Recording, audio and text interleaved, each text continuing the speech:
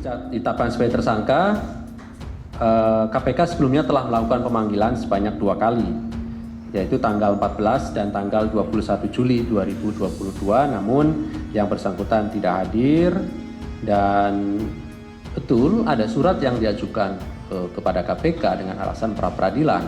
Padahal sesungguhnya pra-peradilan itu tidak ada satu norma hukum pun yang kemudian itu menghentikan proses penyidikan. Sehingga kami nilai alasan itu tidak kooperatif gitu ya. Dalam beberapa hari saya tidak ada, bukan saya hilang, tapi saya pergi ziarah Wali Songo. Habis itu balik tanggal 28 sesuai janji saya hadir. Dan kedua, masalah IUP. Masalah IUP itu sudah berjalan dan ada para kepala dinasnya, dinas teknisnya yang sebagai penanggung jawab. Dan itu sudah disidangkan di Kejaksaan Banjarmasin atau Pengadilan Banjarmasin. Pemeriksaan dilakukan tanggal 28, hari Kamis ini tanggal 28 Juli. Dan beliau sesuai dengan suratnya itu memenuhi hadir.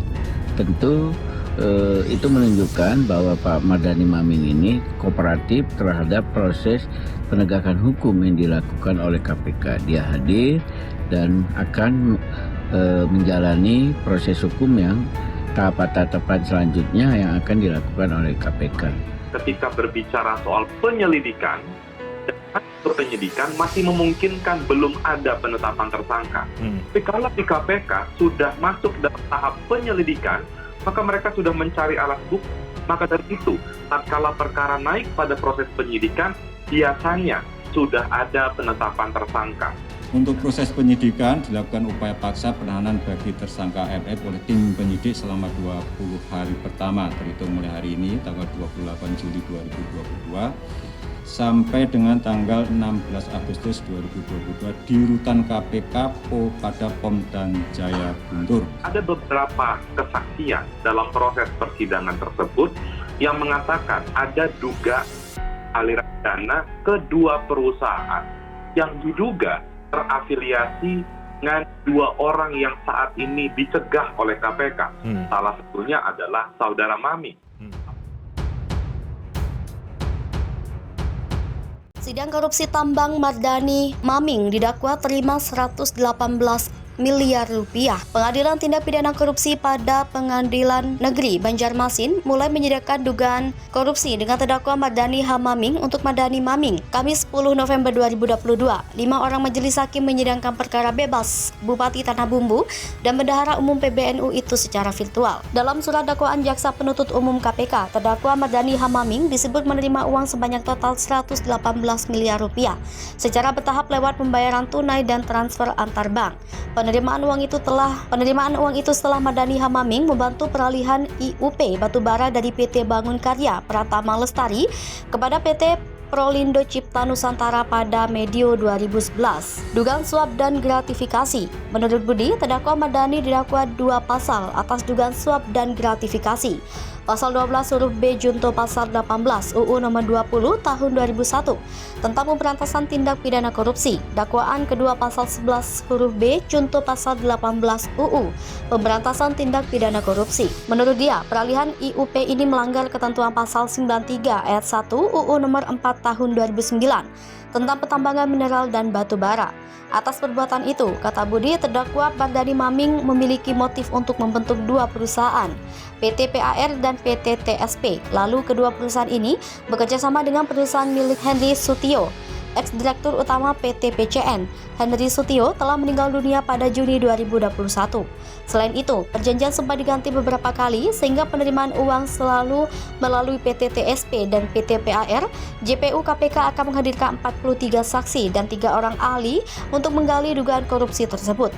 KPK batal mengirim Mardhani ke lapas kelas 2A Banjarmasin karena pihak lapas belum bisa menghadirkan Mardhani Maming secara fisik di persidangan. Kasus yang menjerat terdakwa Mardhani H. Maming, ex-Bupati Tanah Bumbu, sebagai pengembangan atas kasus terpidana ex-Kepala Dinas Pertambangan dan Energi Tanah Bumbu, Dwi Jono Potro Hadi Sutopo. Mardani mengenalkan Dwi Jono kepada Henry Sutio di Hotel Kempinski, Jakarta pada 2011.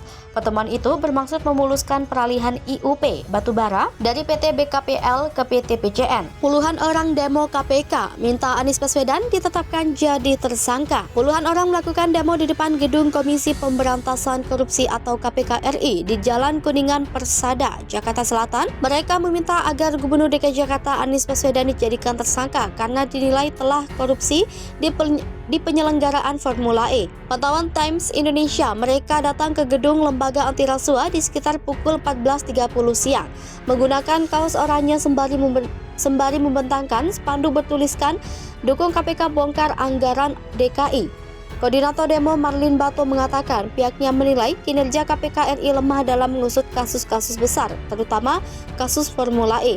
Padahal, kata dia, KPK RI telah mengumpulkan begitu banyak bukti, namun sampai detik ini penyelidikan kasus Formula E tetap saja kandas. Kata dia, proses pemeriksaan terhadap Anies Baswedan yang sudah dilakukan pada hari Rabu lalu hingga kini seolah terhenti tanpa ada kelanjutan. Oleh karena itu, lanjut dia, berdasarkan dari hasil kajian mendalam, pihaknya meminta beberapa hal kepada KPK RI. Pertama, secepatnya menetapkan Gubernur Anies Baswedan sebagai tersangka.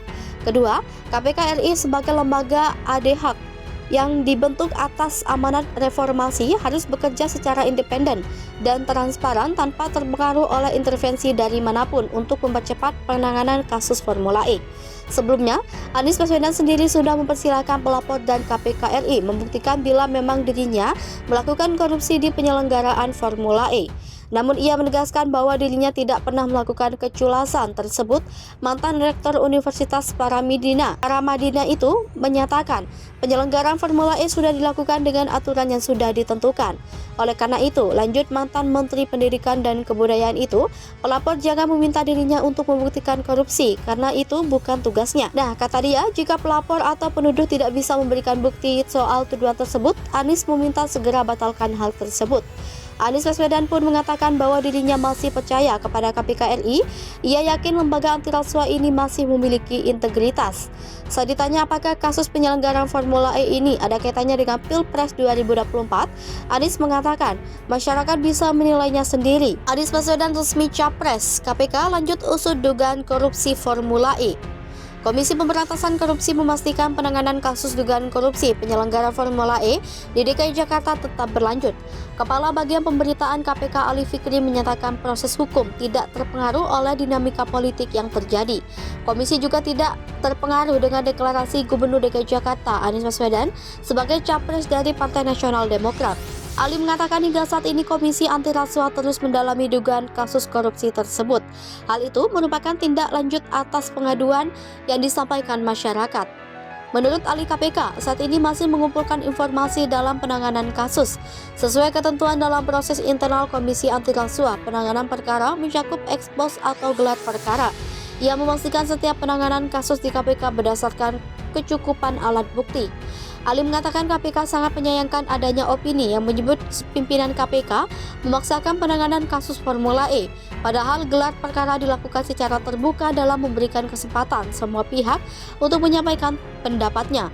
KPK menegaskan akan konsisten dan berkomitmen untuk menangani setiap kasus dugaan korupsi sesuai tugas, kewenangan, dan undang-undang yang berlaku.